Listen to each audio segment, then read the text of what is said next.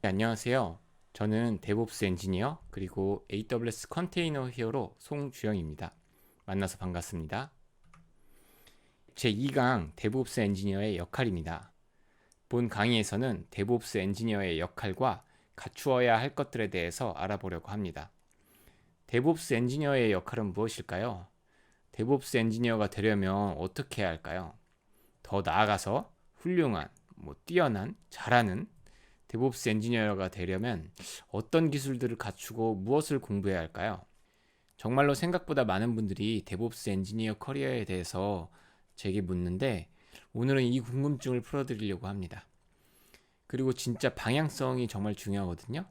올바른 개념과 많이 쓰이는 기술들을 배우는 게 정말로 중요합니다.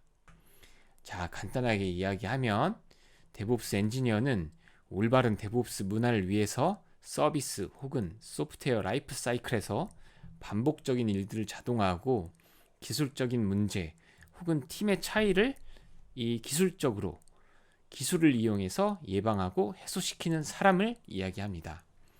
제가 간단하게라고 이야기했는데 너무 많은 것들을 언급했네요. 이렇게 딱 제가 이야기한 것만 봐도 스펙트럼이 굉장히 넓어 보이죠. 예, 그렇기 때문에 실제로 한 일들이 굉장히 많습니다. 그리고 다른 직군에 비해서 조금 특이점이 하나 있는데요. 다른 역할들에 비해서 데브옵스 엔지니어의 역량에 따라서 할 수 있는 일들이 정말로 많아지고 정해진다고 보시면 될 것 같습니다. 그리고 굉장히 큰 영향을 끼치기도 하죠. 왜냐하면 어떤 기술과 개념들을 다양한 곳에 적용할 수 있기 때문입니다. 다시 얘기해보면 기획팀, 마케팅의 업무를 자동화한 것도 데브옵스 엔지니어의 역할이 될 수 있기 때문이죠. 물론 데브옵스 엔지니어들이 주로 하는 일들이 있습니다. 파이프라인을 구성한다거나 빌드 자동화를 한다거나 그리고 막 이렇게 굉장히 변경되거나 그러진 않아요. 다시 생각해 보면 공통된 기술을 사용하는 게 굉장히 효율적이기 때문이죠. 그래서 그러한 기술들을 다양한 곳에 적용시킨다고 보면 되겠습니다. 공통된 기술들, 데브옵스 엔지니어링에 관련된 기술을 다양한 곳에 접목하는 것, 이게 이제 데브옵스 엔지니어가 하는 일들이죠.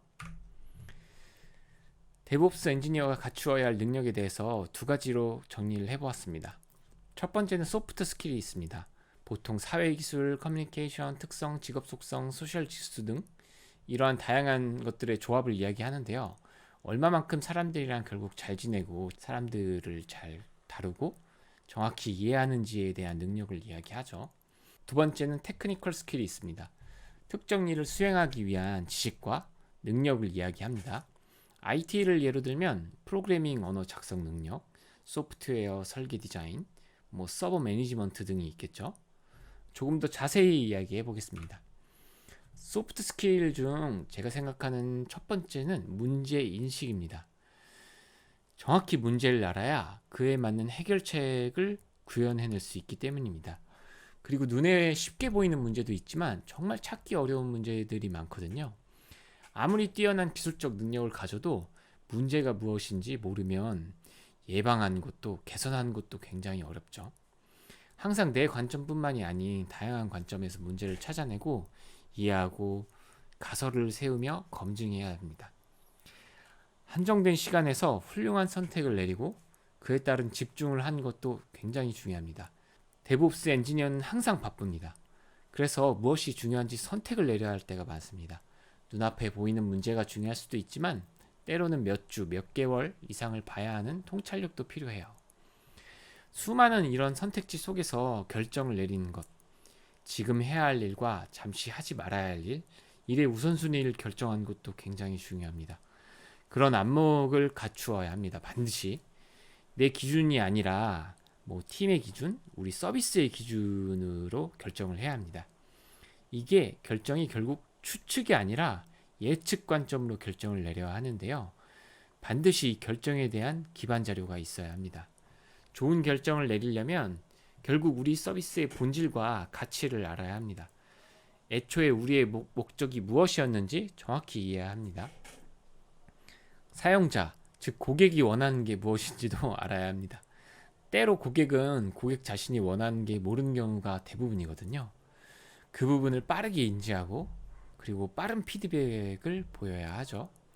빠른 피드백, 그리고 빠른 적용, 실험, 빠른 피드백, 다시 적용. 이러한 현재 트렌드가 퍼포먼스가 되었죠. 실제로 데브옵스 엔지니어는 무엇을 할 줄 알아야 할까요? 어떤 기술을 알고 있어야 할까요? 일단 모든 소프트웨어 관련 엔지니어처럼 프로그래밍 언어에 능숙하면 큰 강점이 됩니다. 특히 고, 파이썬 같은 언어가 가장 인기 있고 대표적인 언어입니다. 두 언어의 생산성, 그러니까 익히기 쉽고 빠른 구현 및 관련 자료가 많기 때문이죠. 다양한 OS가 많지만 그 중에서 리눅스를 알아야 하는 것은 필수라고 할 수 있습니다. 알아야 한다기보다는 그것을 넘어서 생활이 되어야 된다고 말씀드리고 싶네요. 리눅스 OS의 시스템 모니터링을 하는 방법부터 쉘을 다루는 것까지 OS에 굉장히 익숙해져야 합니다. 서버를 관리하는 방법, 즉 다수의 서버들을 효율적으로 관리하는 방법에 대해서도 알고 있어야 합니다. 정말 열거하기도 어려울 정도로 많은 기술들과 용어들을 포함하는데요. OS, 어플리케이션 성능 모니터링, 고가용성 설계, 파이프라인 등 너무나 많은 서버 관련한 기술들이 많이 있습니다. 지금 당장은 생각하면 너무 배울 게 많다고 생각이 들 수 있는데 사실 이러한 부분은 서버 엔지니어의 생활입니다. 공부하는 것도 좋고 더 좋은 건 지속적으로 생활화하는 겁니다. 계속 관련 자료를 읽고 공부를 한다기보다는 이거 자체가 라이프 스타일이 되는 거죠. 이제 서버를 관리하는 방법을 이해하면 수많은 오픈소스 및 상용 소프트웨어들을 만날 수가 있습니다. 이런 수많은 소프트웨어들의 동작 원리 및 실질적인 사용법 및 사상을 이해해야 하죠.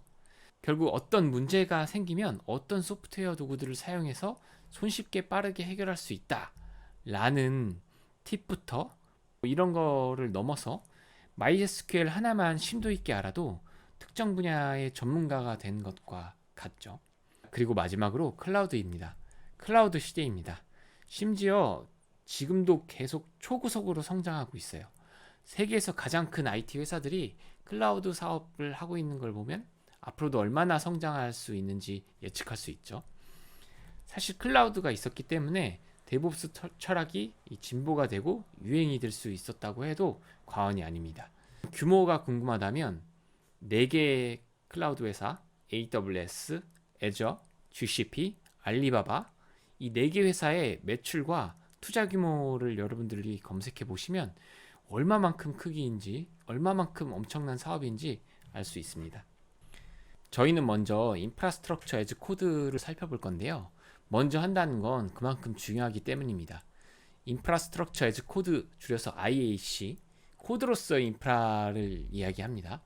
즉 인프라를 이루는 서버, 미들웨어, 서비스 등을 코드를 통해 구축하는 것을 이야기합니다. 그렇기 때문에 실제 코드로서의 장점을 다 가지고 있습니다. 즉 작성하는 것도 빨라지고 처음에는 불편할 수 있는데 익숙해지면 코드로 만드는 게 훨씬 빠르고 쉽습니다. 코드는 언제든지 이제 재사용할 수 있고 유지보수하기도 쉽죠. 문서화하기도 쉽고요. 이 외에도 수많은 장점이 있기 때문에 사실 이제 더 이상 IAC는 선택이 아니라 필수입니다. 그리고 코드이기 때문에 프로그래밍 하는 것처럼 반드시 정확히 이해하고 심도 있게 고민해서 코드를 만들어야 합니다. 테라폼은 현재 가장 많이 쓰이는 IAC 도구인데요. 해시코프 회사에서 개발을 했습니다. 코드로 인프라를 만들고 변경하는 데 있어서 굉장히 배우기 쉽고 사용자가 많아서 참고할 수 있는 샘플 코드가 굉장히 많습니다. AWS, Azure, GCP 같은 이 퍼블릭 클라우드 이외에도 지원하는 이 프로바이더들이 굉장히 많고요. 앞으로 진행할 강의들에서 직접 테라폼을 익혀보고 사용해서 AWS 인프라를 만들어 볼 겁니다. 현업에서는 어떻게 쓰는지, 그리고 정말 잘 만드는 건 어떤 건지, 단순히 이렇게 사용하는 걸 넘어서 잘 사용하는지에 대한 강의와 실습을 진행할 예정입니다. 기대 부탁드립니다.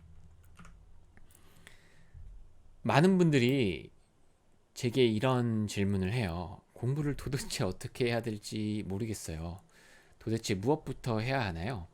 이런 강의를 듣는 것도 방법이 될 수 있는데 제게 많은 대학생분들 그리고 이 초년차 엔지니어분들이 물어볼 때 전 항상 똑같은 질문에 대해서 똑같은 답변을 합니다.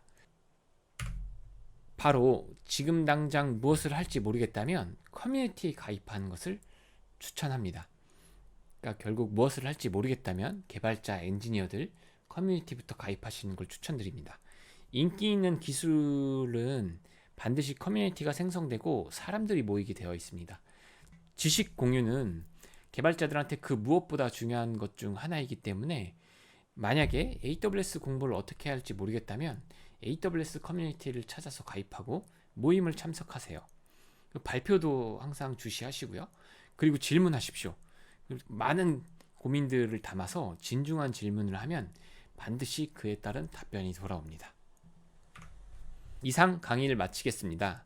다음 강의에서는 테라폼 사용법에 대해서 알아보고 실습을 진행하기 위한 기본 세팅을 진행할 겁니다.